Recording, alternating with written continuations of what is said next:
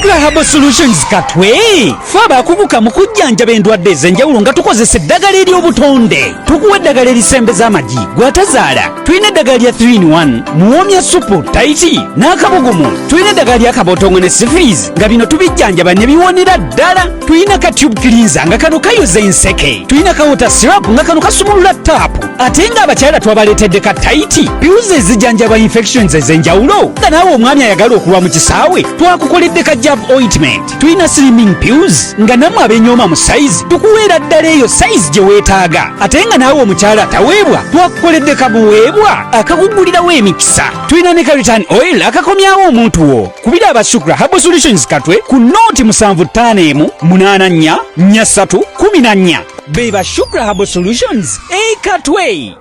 Gonza musindika ya sente eri abagalwa abo mu nyaffe Uganda ng'okozesa enkola ya tap send. Enkola eno nnungi ate nga yeesigika. Kati genda mu simu yo odownloadinge app ya tap send TAP olwono nawe weeyunga ku mpeereza ennungi mu kusindikira abagalwa abo. Kozesa promo code Kasuku nga toyawuddeemu. Abali mu UK ojja kufuna pound 10, Europe ojja kufuna euros 10, USA ojja kufuna dollars 10, Canada ojja kufuna dollars 10. Ate nga kino kisinzira mu nsi mw'oba oli. Kati gwe abadde atawaanyizibwa mu kusindika ensimbi eri abagalwa abo. Okumanya ebisingako okufuna app ya tap send ebifudde byangu nga tukusindikira abagalwa baffe ensimbi mu bwangu ddala. Boss Lugalabi Mugobi gulu yakedde kusiba tayiro ekawungezi ne ziyika ne muleka. Leero akedde kuzisiba kati mbadde enzigala ekinabiro bwe ne zingoberera. Akozesa biki? Alina ekivere tukiyawo tekitegeerekeka oba mulimu ki? Ebyo abantu bakyabikozesa basibisa Arapex Style Adhesive tiles ne zinywera. Arapex Style Adhesive takyaliko kubaganya birowoozo. Buli ayagala okunyweza tiles ku kisenge oba awantu wonna gwakozesa. Ne UNBS yakonamu dust stamp ng'omutindo kyekyo akolebwa Zident Tile Center ku noti 753 noti 65 M28.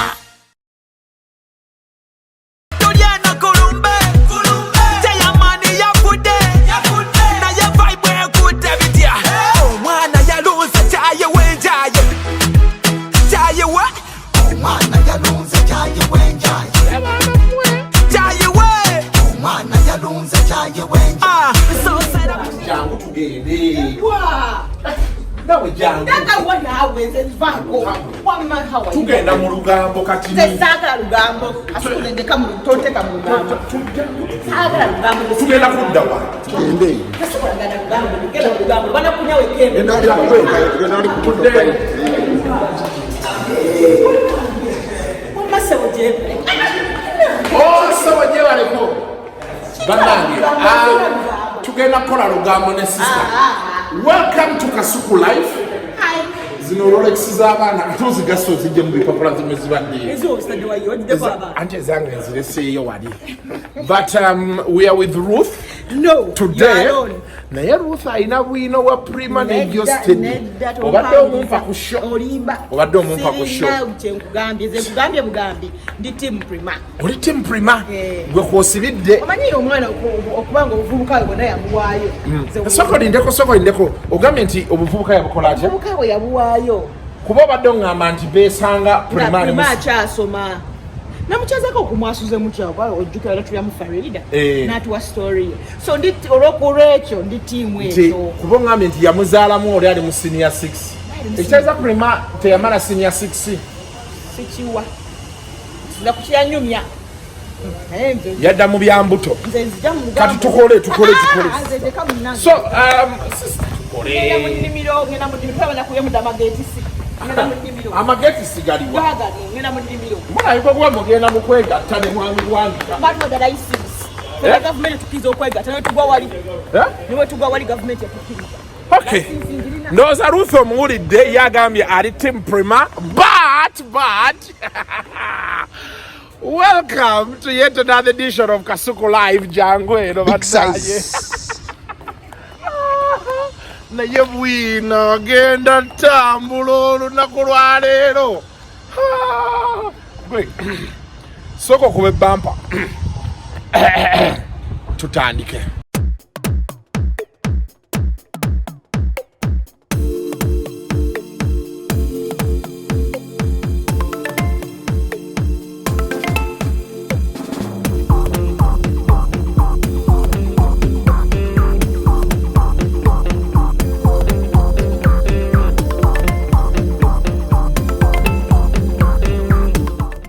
I'm live here at the Kampala Serena Hotel.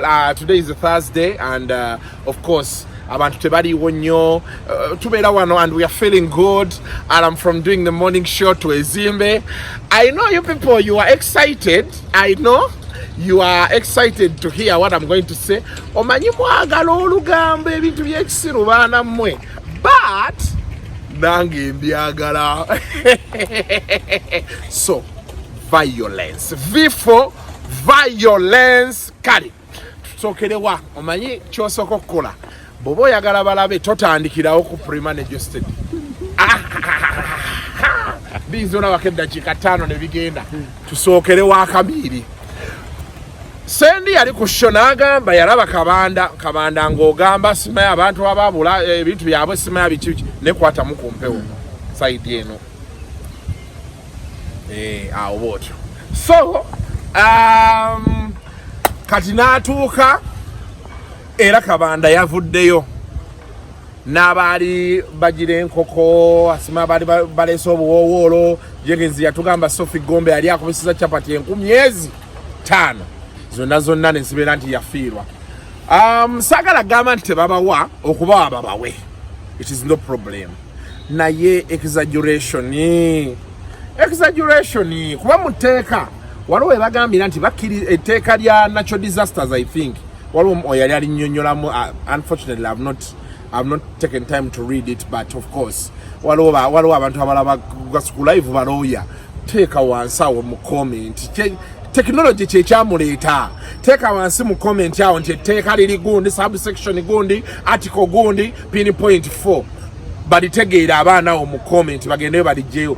But ole yali annyonnyola yanga nti gundi eyo babakkiriza oba they have to compensate in case of natural disasters and what.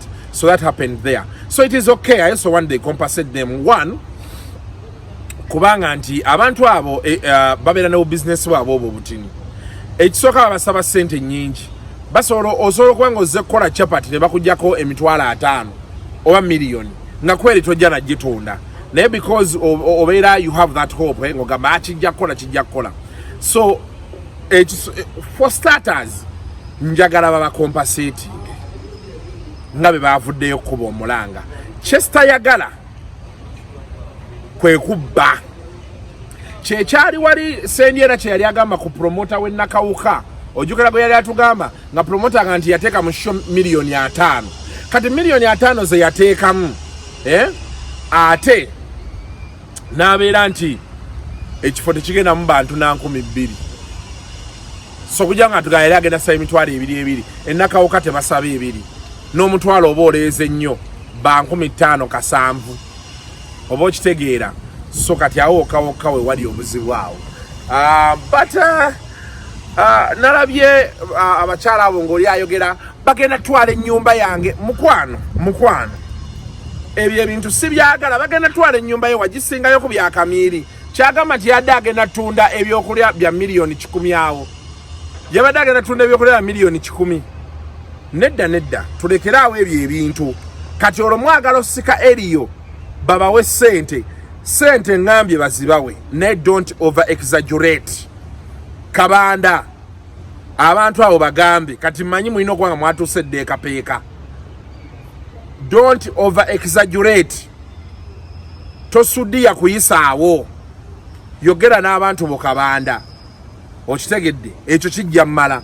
Oli n'agamba mbuno banange basumanya ennyumba nagisingayo kati balina n'embadde gye bakola n'akaaba nze mbadde mu mawulire mbimanyi ebyo ebintu era saagala gante babawe, but don't over exaggerate. Anyway, bakola press conference this week nyakuwako eddakiika nga 2-3-4-5 komewo. Banda Chairman One New Generation Traders, Chairman left behind promoters. Enjega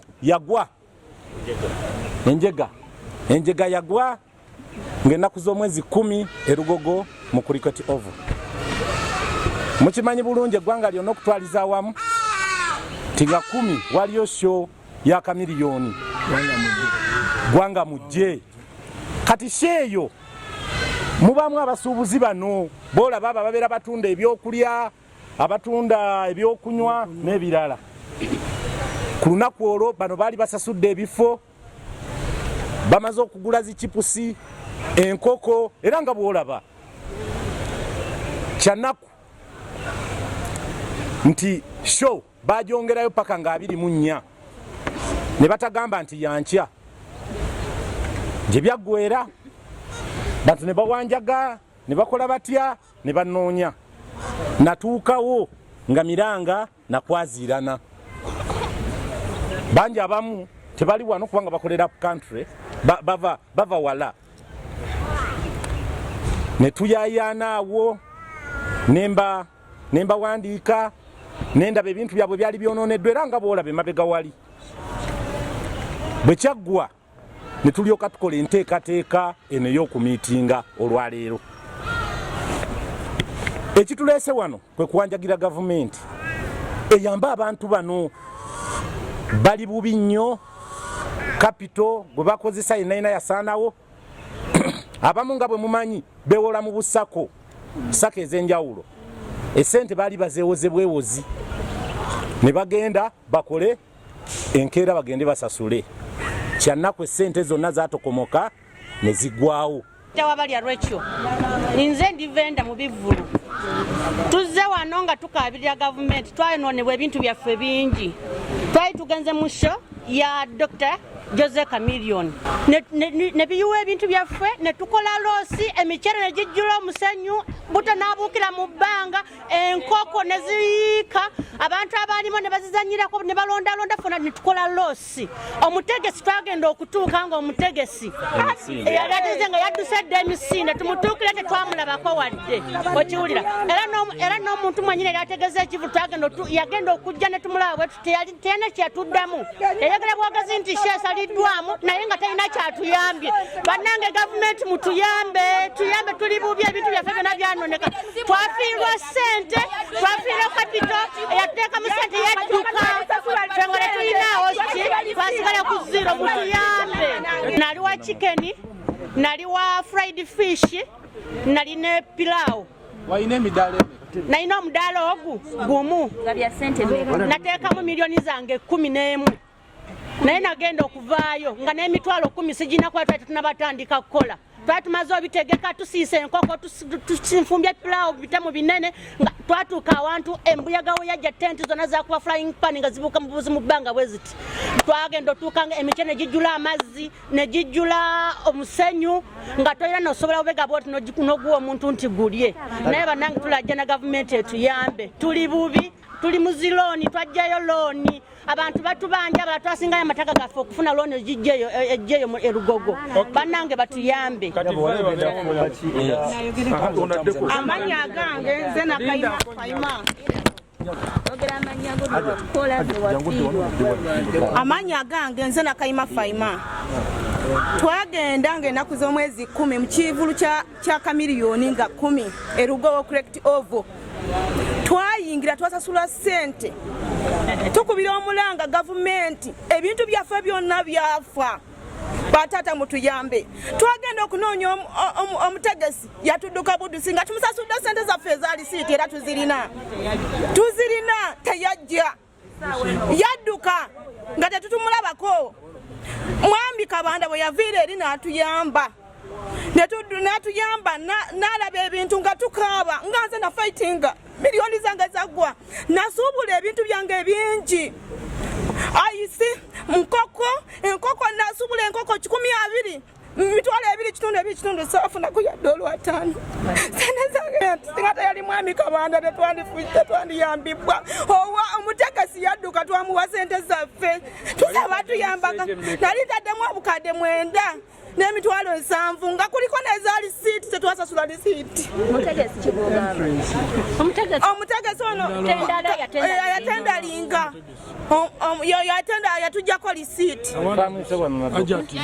omukyala ajja teyeyabadde wano nga yeekalakaasa adduse twamuwa lisiiti obadde avuma buvumi abadde avuma buvumi atubadde atuvuma buvumi ne tugamba fe twakusasulwa nga tudduka tetwakulaba twakunoonya olwategeera gwatudduka nga tumuwadde sente zaffe tusasudde lisiiti sente nyingi tusasudde teketi mitwalo 2 tuyingidde sente nga mpitirivu nnyo tetwatateekamu nateekamu sente zange empitirivu saafunadde lwata n'ebintu byaffe byayonoonesa tusaba tukubye omulanga gavumenti etuyambe tuwe sente nga 24 tuddeyo tukole obutasuuka wiiki eneemu emidaala buli omu alina omudaala gwe yasasula nasasula emitwalo 3 abamwana abamu bukadde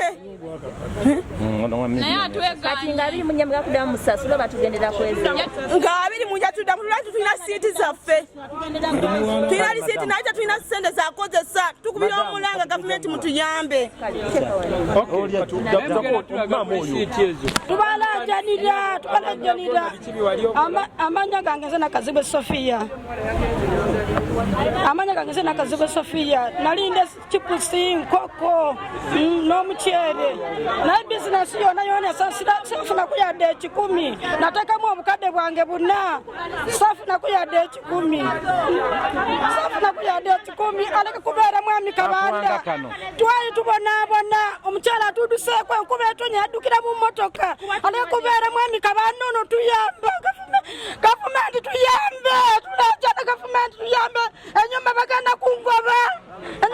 kungoba mu abaana batudde oba omusajja bwe nali mbesitingirako gavumenti tuyambe. So abo balabye. Then we had Nisenre avaayo n'agamba mbusimaya emmotoka yange njitunda siina kyendya sendi naŋŋamba Kasuku omwana oyo twabadde naye mu gavana sente ezikuba gavana yazijjeewa gavana ayingirira bwere nanywa byokunywa bya bwerere kati oluseke babasobola okuba mu gavana lwaki tasasula amabanja oluseke lwakuba bamuwaga nti leeta bbiya ng'agamba nti ez'ettaano zimpa oba omutwalo waitress ng'azimuwa ng'agenda afuna ekyokulya kyekikuleeta mu gavana nga tolina kyolya waka mu gavana tebaliirayo banywerayo okitegedde n'agamba awandika ennyimba ze simanya tebamusapootinze simanya biki anyway ebyo ne bibeera awo naye oluvannyuma lw'omuteeka ku nninga abantu ne bamugamba lekeraawo ebyekisiro lekeraawo embadi yavuddeyo n'ategeeza nti bannaaye nali nsika eriyo nayinamuko oluyimba olupya munsonyiwe very good netumusonyiwa omaye bagamba emirundi egisinga omuntu bagamba nti nsonyiwa kola ki badde na byenjagala okwongerezaako bingi ku Nisenre kyali wange naye kasita yagambye nti bansonyiwe mulesaawo naye naye mutuwoke ngolo we are moving towards kyemusinga okwagala naye gwe oyo omwana oyo Geosteady wawudde bwe yagambye munne abalala ojja kuyitira nga tetunnatuukayo ekisooka bannaye nga tuzze ku bya serious kandoza kaneetonde kubanga so ekyo kye nakoze nakizudde luvannyuma kirabika si kirungi nnyo kugamba abantu nti oli mu bwetaavu ate nga toli mu bwetaavu si kirungi era abantu tebakikola naye nga kituufu naade n'emmotoka gye nagula ku mukwano gwange last week so nentuka nga njagala ngitunde kuba akasente kange nkaagala so naye nga emmotoka ya kika kya Benz ate Benz tetambula bulungi mu market so nengamba kankole post eri public ngamba abantu mbawe namba y'essimu eyo bagikubeko to negotiating so nendowooza nti nja kusika abantu okufuna attention for potential buyers naye engeri gye na structuring post eyo ate it came off a different way because abantu bakubya amasimu nga bagala kuweereza buyambi kuweereza sente ku abebweru anyway abantu bangi nnyo so neetondo lwekyo naye kirungi enamba gye twataddeyo teri ku mobile money so tewali muntu asobola claiminga nti yaweerezaako sente kuba teri registered bw'obiteekako ndoza bisaba code oba biki so tewali muntu ne bwe zibanga zaavuddeko kusimira ziba zijja kudda because it's not registered naye mbeetondero lwekyo it was just simply I wanted to put a public post omanyi naawe ng'oyetaaga akasenteko ate nga si kasente salawo etire mbayimbi boto nti abayimbi bankwe biki nkugenze nakoze post esike buli omu ajja akube ku namba to negotiating a business ne abayimbi bantu balungi ate naddala gyendi abayimbi bantu balungi gyoli nnyo nze muyimbi ndowooza mu Uganda atalina kye neemulugunya ku ba fellow artists nze tebalina kye bali bankoze ekibi artists no tewali artist gwe nali mbaddeko kye neetaaga natakimpa ate tewali nange ajja nga alina kyetaaga nesikimuwa so mpozi nga takinsabye busabi so basically eyo post yabadde out of context a bit naye bansonyiwe. So that is Miss Henry for you ng'ayogera kati second the last story before we move into the real story. Bushington producer producinga enyimba videos n'ebivulu so yavaya onayogera ku Gravity boycott Gravity namubeera bubi waikibenda naye n'avaayo nanze waliwo bitwembyenda abantu ne baloga okubeera omuna Uganda nze ku bintu byendabye mu business kyakibola wanze nina abantu oli najja n'akuyingira n'akuleetera nga toli muddamu nga kisatu worth it wajja yitawo ebbanga omuntu yennyini weesayi ng'otudde naye mulya munywa mu Uganda wano ab'amawulire babuloga abayimbi nadaba amawulire ba entertainment yes entertainment yoka n'aba reporting a parliament awo beekuba enkokola awo owale wasanzeeko aba reporting ebya president UPPA abo tutambulira mu blackmail fitina obuteyagaliza era ow'amawulire bajja nagamba ku w'amawulire munne buloga bagamba ku buloga munne omuyimbi bagamba ku muyimbi munne twala kitini ate Katonda alina engeri gyakifuula nti kya bulijjo ebyo nayo bimala okuggwa ate ne twesanga ne tunyumya ne tulya ne tunywa ne tuddayo ne mwawukana nayo ddayo gamba bana egwantamu ogwo ogusajja gwogeraeko wadde okuwulira naye nga enseko ze tubaddeko okwegwa mu bifuba okulya okunywa so that is part of us naye nga mu industry ey'abayimbi ate gye bisinga abayimbi beewalana beepinga ulijja nagamba ekintu kati ennaku zino ensonyi zibakwata wajjawo buno oburekodinga ate ne society gye tulimu abantu bakalu oli ajja n'akugamba nti wanjogeddeko sinakwogerako n'akubira Kasuku wamata wangambye ntono nti ye yakwogeddeko n'oswalira awo kati abamu kye kibakuttemu ate ekyokulala bano abaali basinga fitina bagenze bakaddiwa abo bamodulo babandi sima abaani bagenze bakaddiwa so ne bagenda nga baggwaggwako mwana kyeya mukazi mukulu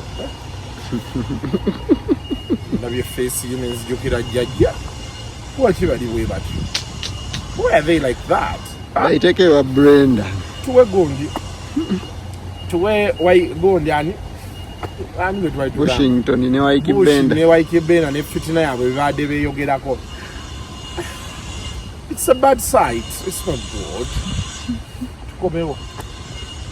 Omuntu oyo yakikola simanyi lwaki nakati nkyebuuza lwaki tetujja kwebuzabuza nti omuntu oyo yakikola post yali addressed era yali direct ew'omwami gwe bayita Wabuyu oba Gravity so bwe tuba twogera tetugamba omuntu oyo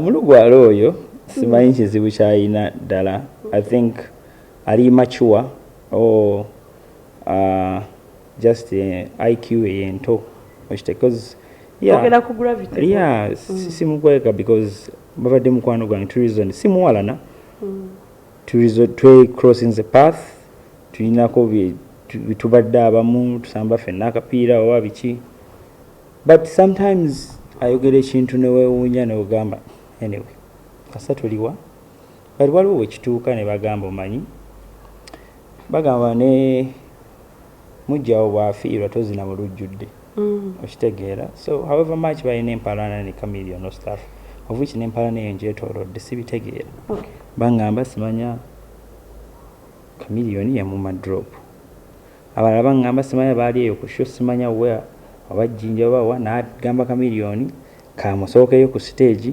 ate ono n'amugamba ate Chameleon n'agenda ku stage ng'ono tannakola ki so nempalana ddala siraba okitegeera for me I thought era bwenga bwe mumanyi ndooza ayagala kutambuza kayimba okitegeera because azza kikola ebbanga lyonna ng'alumba abantu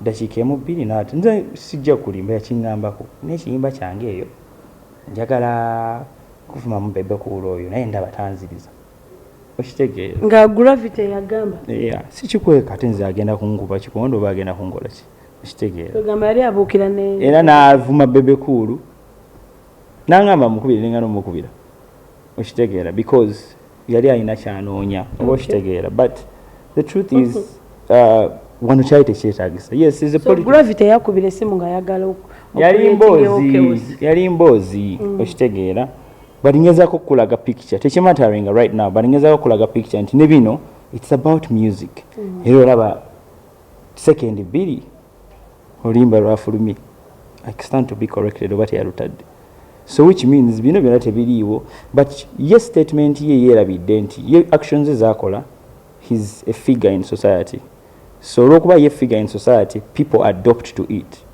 before you know industry egenda kubeera ng'eriki efaanana bwetyo oba okitegeera so in a way nti nalowooza neŋŋamba naye bwe naawandiika ekintu kyonna ekirala in a way tekijja kukola sense so nenkwata wennyini waayagala ye music kulwa bino byakola akola bya music oba okitegeera byonna akola bya music so let us be mature you can also wandika ennyimba ne zitunda nga tutaddewo drama much as it's also part of the industry oba okitegeera naye si buli kanaku ate nze mbigoberera ennyimba bwezito era tezirina gye zikola ki eza beef si za beef mbu naye mb'ozanye kabadi mb'otambulizeeko like lumu na lumu kati kyogamba gravity okuvaayo n'agamba n'alaga okusanyuka nga ebyo byonna bituuseewo yabadde azanya kabadi seeking a clout relevance okitegeera because honestly Chameleon si yamukuba amasasi yagamukuba naye nga amasasi bagamukuba simanyi mu abaaliyo wamu interviewing so kyekibi ekimmanyi kyali kimutuuseeko Chameleon tavumangako music we nga Kaizi we yamuvuma n'akaaba oba okitegeera kyengeza kugamba by the way era bwe natula neŋŋamba Kaizi yayogera ku music we gayi n'akaaba so maybe he's so passionate about music but okumukangavula kuno I'm a creative I make music sinza kwagala akole ki music amuveeko but the truth is it was too much kati nga gwe kati naawe njagala twogere ng'omuntu gwe kyakusanyusa kitegeera kyengezaako kugamba singa nze musiru abayimbi abamu abavaayo n'agamba gravity kyakoze kibi naye ate ne kino kizitowa but no one came out to say omanyi gravity si bwe kino kirina okukola ki so if we are talking about abayimbi bayapostinga mu unity starts with this an enemy of unity is an enemy of the industry tetulina bwe tugenda kumuvinga music kuba abanigeria ba South Africa nga tuli n'ekintu ekitono ekitugatta bwe kiti kisobola okutuuka ku muntu yenna gwe bw'ojja osirika leero naawe kijja kutuukako oba kitegeera so in a way ye yakaaba just ng'oli avumye luyimba lwe oba okitegeera n'akaaba tetinaweza bbanga ttono nnyo okitegeera era naye azza ajja afuna ebizibu but I don't think wali omuyimbi yali avuddeyo n'apostinga nti okitegeera much as abalala bamugeeyo eyo mabega it happens that's why nkugambye osobola okuzinira mu nnyumba yo but what is the bigger picture someone who is really following Ugandan music ebweru the information gyatwala agamba industry is structured in this way oba okitegeera so in a way that's why nagamba we need to clean our own house namabuli tebavuddeyo kuba Chameleon but omuyimbi waabwe muyimbi munne avuddeyo because Chameleon mubyaddala he was down bamukubye KO yeebase wansi ate awanise nti gusinzi kati kaali kagoba ka gravity yali awangudde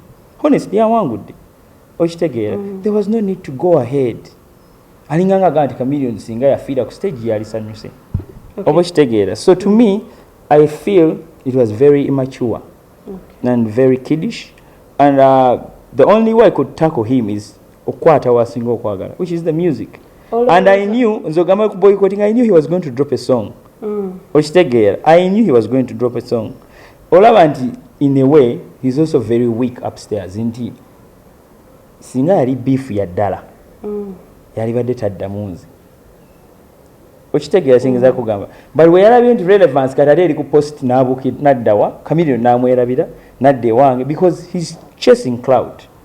Okitegeera chasing a Clout, but he doesn't. Let me tell you, me I believe obera weak artist bobanga gwe oli ku bubadi all the time nga tosobola tuula because akola nnyo obubadi akola fik for my katakola stand kuba hit ayimba hip hop fefe boost takola stand kuba hit okitegeera ayimba hip hop suspect laser takola bubadi GNL takola ngako bubadi okitegeera so bo tandikanga gwe cause ye akaba nti bavuma family but yejukira nga avuma Zuwena na Zuwena okitegeera naavuma bebekulu naavuma tata we naavuma n'abaana ba bebekulu gye bali balaba kyokola ki so it's the same way and let us also backtrack tetwefuula basiru oba tugude how has he been acting in society the same person yakeera ku makya n'agamba tiyakuba mukazi we n'amukuba n'anyumirwa the same person this is an artist saalabayo female artist eyavaayo n'apostinga omanyi kino kibi oba okitegeera but they have the voices they have the power bona bako okitegeera then after ne bagamba tulwanirira ddembe okitegeera kingeza kugamba so to me I was just like a whistleblower I know statement yange I'm seeing the president wa UMA si commandinga seeing the president wa Uganda my statement was just a ginger munjuki it's a wake up call bush ekibi kisobola okutereeza ekibi ya ekibi tekitereeza kibi naye oluusi omuliro gwe guzikiza anti when you want to get someone so olaba kati yafunye attention yaffe yategedde okitegeera so mu mutwe gwe yategedde ebintu byendi mukola biri a bit extreme sometimes omuliro gwe guzikiza ki oba okitegeera so to me I felt waki when nateekayo post abayimbi batandika okuvaayo bakwano be but bonna bakwano be bafana bakwano be bafana mukwano gwa Chameleon tasaba mukubira simu namugana naye gravity wano okoze eki okitegeera bonna abalulini wayo bakwano be so okusinga okuvuma nze basoke batunu okay vuma bush naye nekiri nakyo kimugambe okitegeera no we need to grow up gemazima yes twagala industry eno but radio yayimba nnyo naye yagerekawo oba okitegeera ye tagenda nayo so waliwo ebintu nga you don't know what is going to happen next okitegeera so nze nsaba jo we nategedde nti Biggie yali akozeko business nani wenayo interview bidding ntegeera kituufu because Chameleon yasasulwa dda it is musical ogenda muvuma otakayimba kati bwe katakola nako nakawulidde sikeeka kakabi akayimba ka gravity nakawulidde saalabye mukyanjawulo nze ate mpulira nnyimba ze kali kawiina kakabi okusinga kano kati bwe wiina wakabi okusinga luno which means oba otadde oluyimba nga lupya nga terusinga ate lukadde it's a bit weird si judginga but to me mu test yange I believe music w'omukaddeko ate asinga ki okitegeera embuzi zakutudde is a better song than this one okitegeera but enyimba zo oyinza zitaminga otya oba zanalyzinga ngaki osobola otuulawo n'omala n'ozibuliriza mulimu zempuliriza no like art we si emubi okitegeera si emubi because kyekimufudde kyali so nze niwemba sizaagala naye ng'abantu bazaagala is what makes him gravity at the end of the day it's the same thing he's putting food on the table so ye waba akyerabidde nti ne Chameleon because ye okwagaliza Chameleon afe oba stage emugwire oba abantu bafe byonna ebyatuuseewo yerabidde nti munnanga abantu abo balina family ze baliisa nga naye wakola ki kyofola nti bwe nayogedde ku music we mba nkutte ku family ye gyaliisa just like naye bwe yakwata ku ki so music we mulimu anyumira mulimu nze gwesta buying okitegeera era mulimu bwe nali nga tukyayogera ennyo kuzindudde omulaba era namugamba naye nze wano saakoze eki era agamba oluzugezigezi lwammwe n'oluzungu lwammwe okitegeera era ng'ezimu mbeera right kubanga era ezimu tezikwata endala zikola ki ate weegendereza ezo ezitalina nnyo bubadi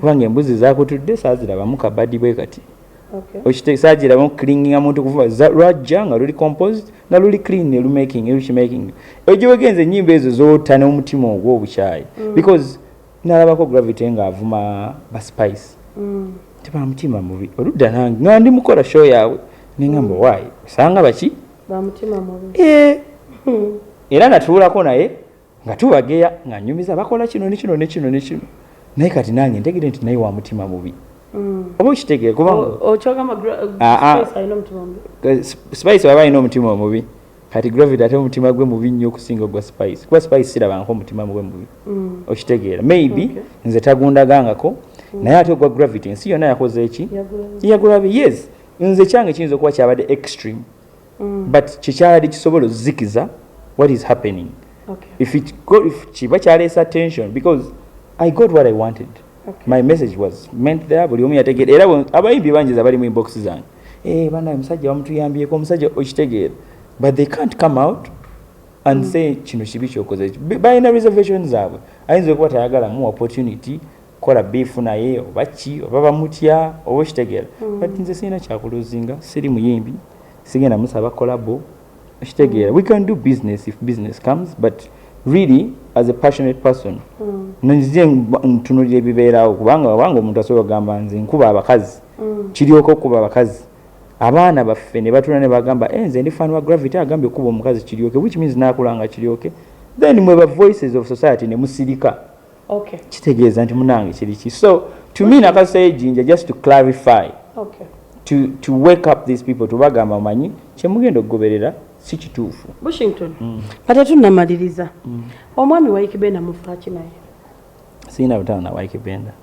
mu kamera muno toyina lutalo nani sina lutalo na wa Ikibenda olwoluliddeko wa Ikibenda yavuddeyo ku post eyo yemuje wakola nakuddamu nakugamba omuntu ye omu yasanyuka nga Drekali agenze mugwo ina right eye mugwo ayogera omuntu yenna ali entitled opinion ye that's why I'm saying kali wobo yogedde bwotyo then it's my opinion Ati yagambye lwaki olemesa oli okwogeranga naye wayogera nze Drekali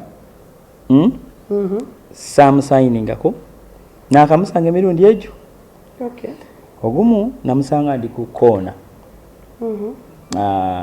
netubeta ku set fembi esho olulala we namusanga twali ku I think namusanga ne Waikibenda namusanga ne Waikibenda sina interest mu Drekali simusayagala konda kumusayininga just nali muntu mulabanga muntu yenda wakola ki two aje post yagambe nti Bush yayogera nti kirungi Drekali yakoze eki oba kitegeeza kugamba so where do I find the interest of celebrating his loss nze mwenyini ndi talent manager manyi kitegeeza when an artist leaves oba kitegeera so I think obana sagala kirowooza bwente kuba si muyimbi gwe mmanyi wa chasing a Clout naye maybe naye yabadde chasing a Clout ogamba wa Ikibenda cause neewunyiza nange nze alete tweet ngegamba kirungi Drekali okugenda agirete nga statement egamba twakimugamba nga nako togamba tetunyumya nali nkozeeko naye gym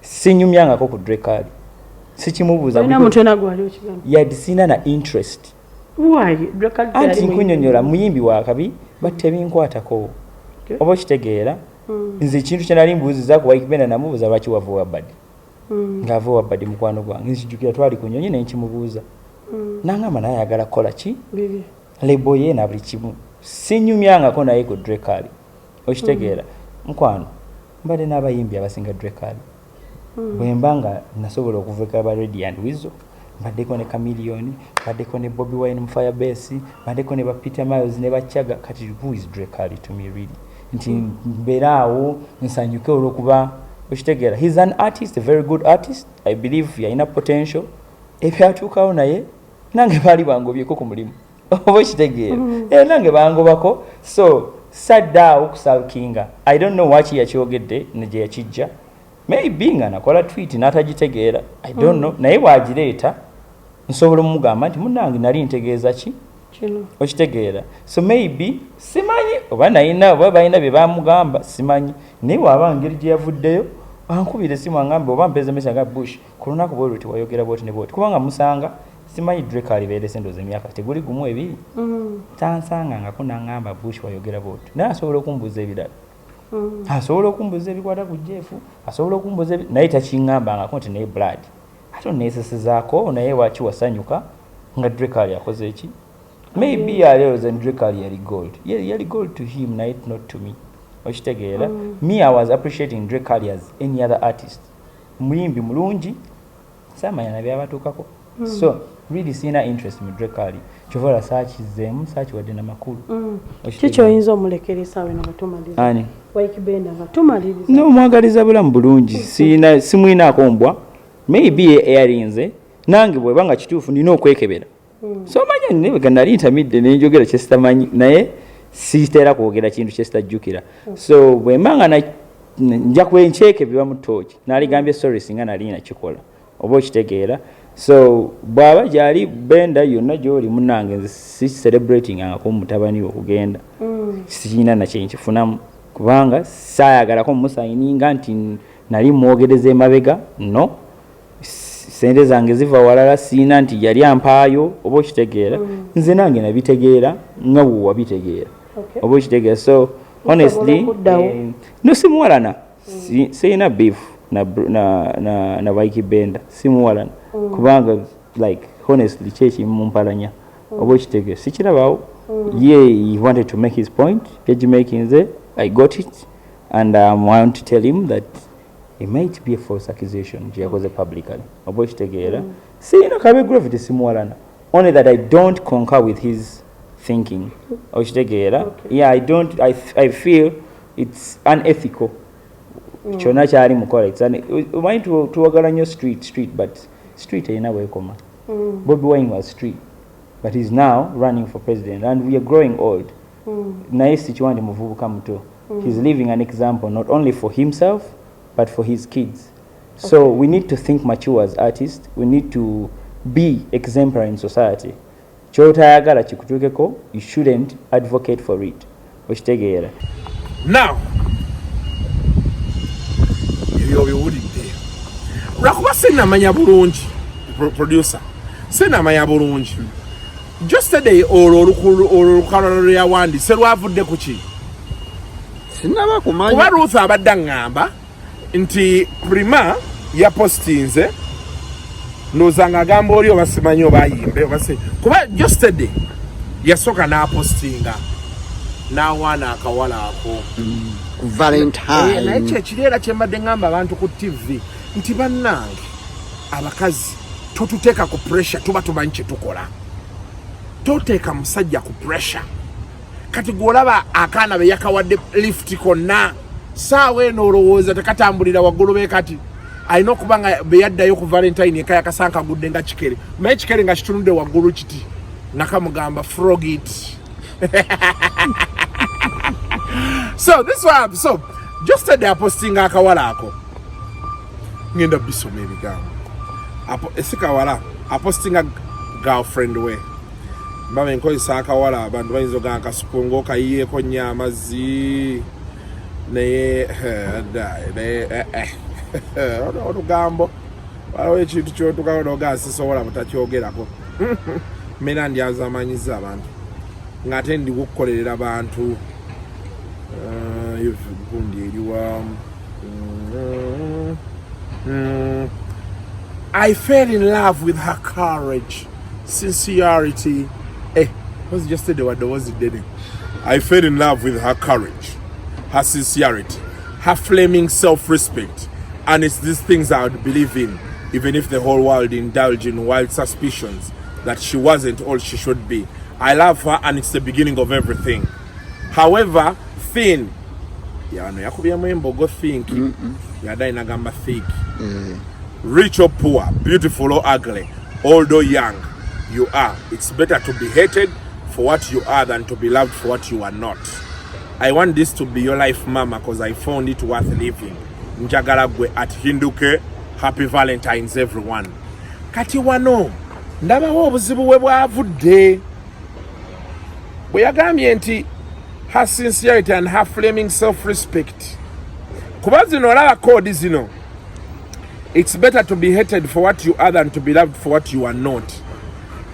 ezo ziri coded messages ziba zirina gye ziraga kati kitegeeza oli omwana yaŋŋaye nti Prima ina we yasoose postinga kati ono ndowooza ono yapostinga Valentine kati Prima n'apostinga wali kati Geosteady kwe kuzza omuliro wali we yatunnyonnyoledde kuba nange bannaye nawulira nti video Prima ye yagiteekamu ssente era nti ne sheeno ye yagitegeka bwe nali nawulira Geosteady n'atugamba waacha wewe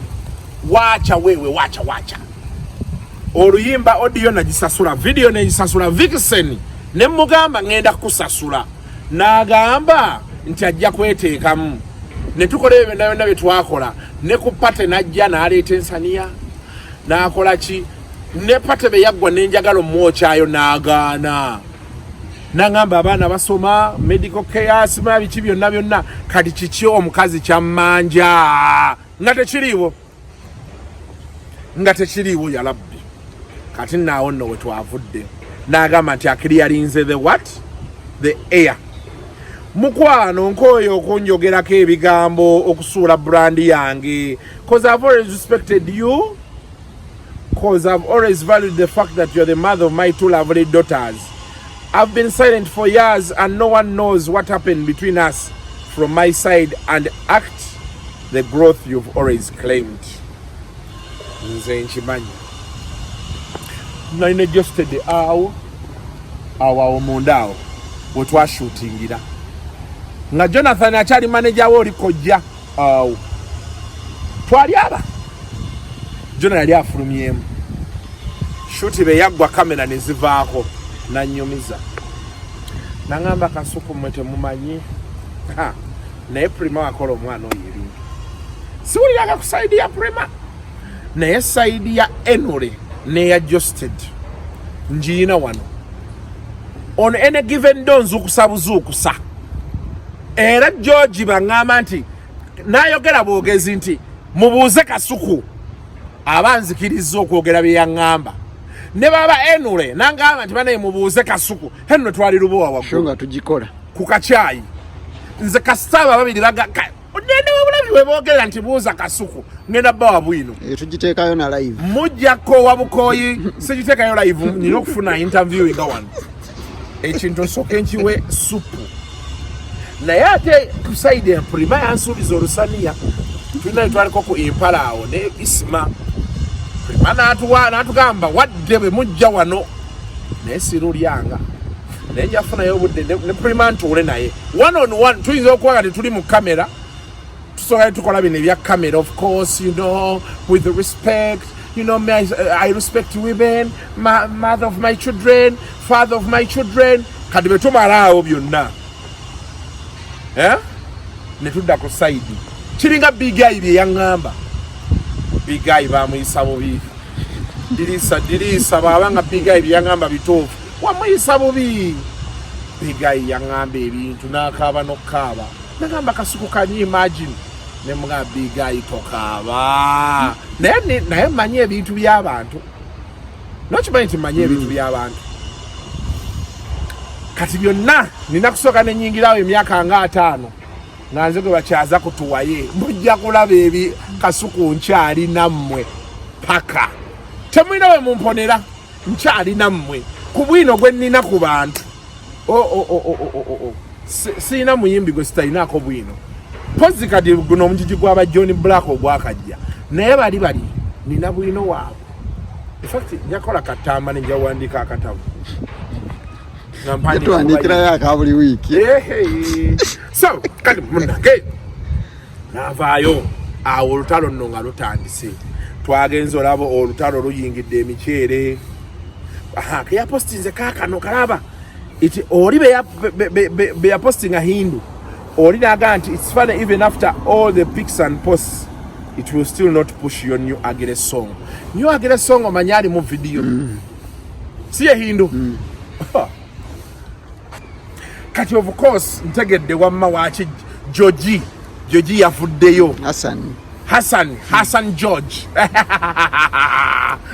awo ne lukoya nabadde nno nga ndi eyo nade ne mirundi tudduka ate ali ku interview muwala wange sima Kasukulindako ate yambuka ate kirira mbe natudde benti n'agamba nti eyakuwa amagezi okunoba ew'omusajja teyafuwa mmindi yetikka mbugo nga simbala kafeero yakujjako ekitiyo n'akuwa kijiiko kugenda kutikka lole ya mucanga.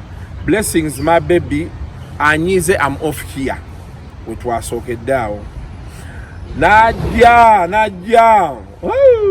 najja defend yourself with music. Primora agama defend yourself with music.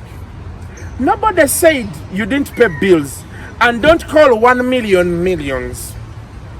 I did everything in good faith, and my previous post was for your fans who compare me and your former receptionist. Sorry, Hajat. Omwana yali receptionist. Yali receptionist.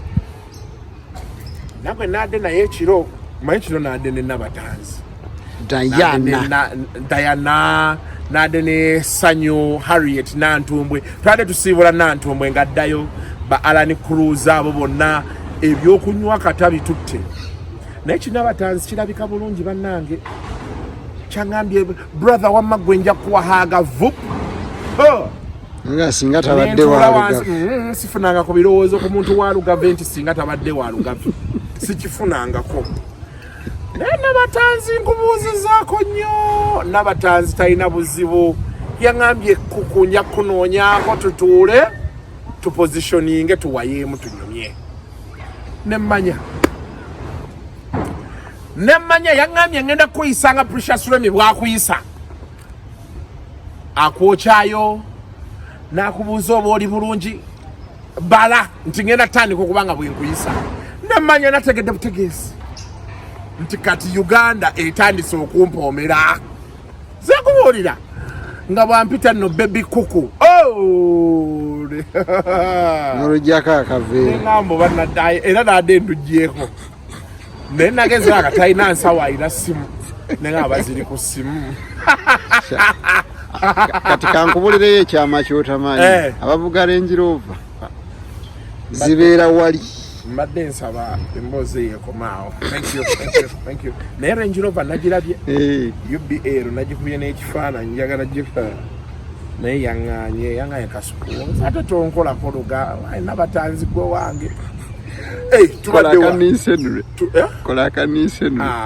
I'm sorry. I'm sorry. Defend your music. Defend your music. Mbadaga nti oli yadanyumiza nti ono muwala era yali receptionist nga kati gona atalina kakwano ke mbonga bajerega Prima bali bamuyita bleach. Era nga ono nga Hindu awaganji mwete mumanyi maanyi we gali nenze munkwate bulungi nja babulira amaanyi we gali nga tebamanyi nti ye Hindu ye maanyi. Ekitegeeza Hindu wababa wa musajja wa Prima yababa bosi we. Prima teyali bosi we. Bosi yali Geosteady yali employer. Wabba omusajja w'abandi Hindu. But well, Manyiga Shukra Habo Solutions Katwe Chebambe omusajja kasita omwebambira oti trip motoka butavaawo ayina kalika water syrup kati na ate obwo bwana obutinyobe ennaku zino obukuba amazzi kakuba eriyodi n'ogamba banna ng'ejjinja tokyetaaga genda Source of the Nile bino bawandika nti abaana bagenda ku tour Source of the Nile omugati waka ojjagiraba waka Source of the Nile ekusanga waka. So just nayongerako I bet omukyere gw'olusaniya okuwooma tunda kizigo bwe nfuna video shooter alukoliyo ebya music bireke kastori kumpi n'entamu ko Prima Geosteady you always call for food nga weebola oba ne cash mulya ku balala we still deliver. We are such good people.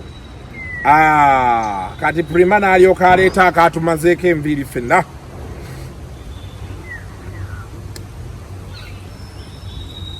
I rather be single than ride a community dick. Agambye atya? Community dick. Community dick yefana netya.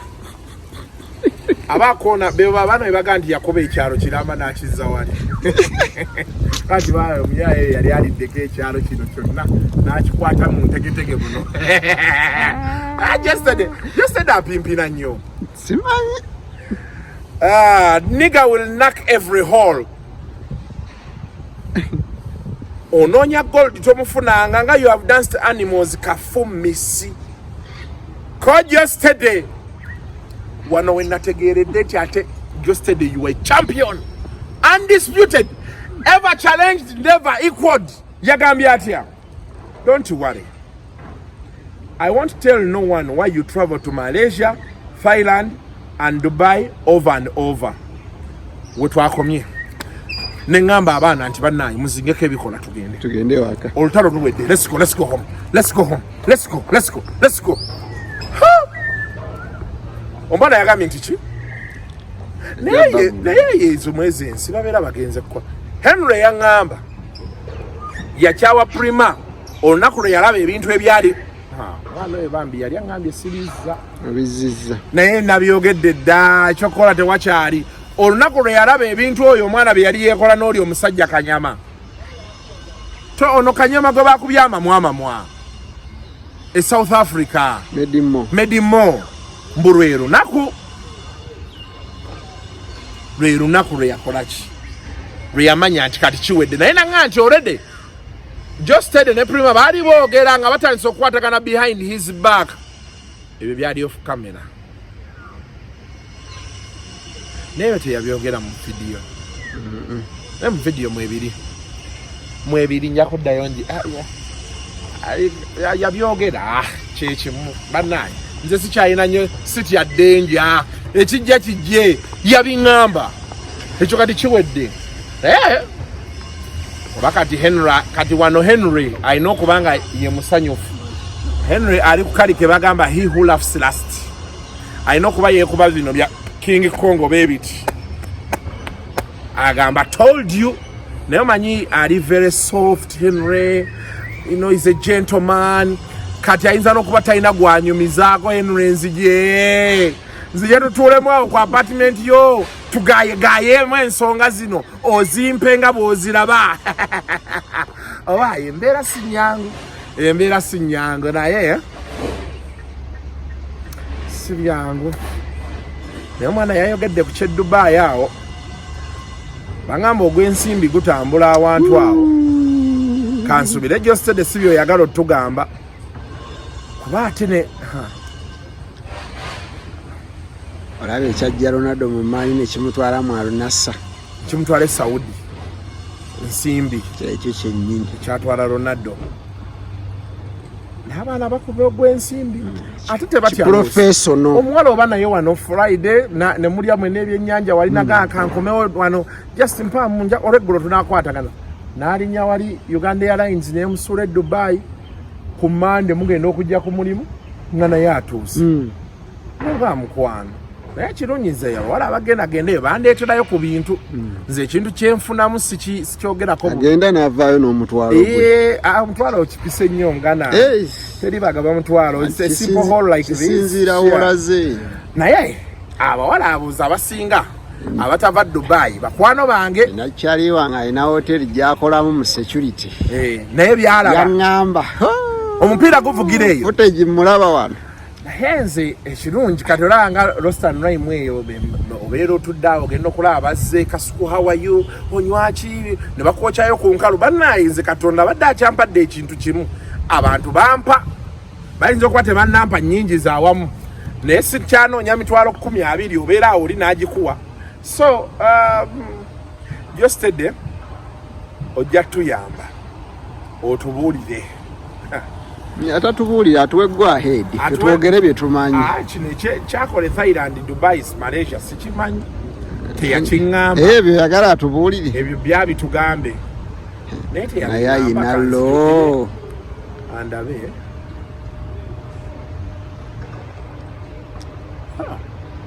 ate baŋŋamba ina ne evidence teyabiŋŋamba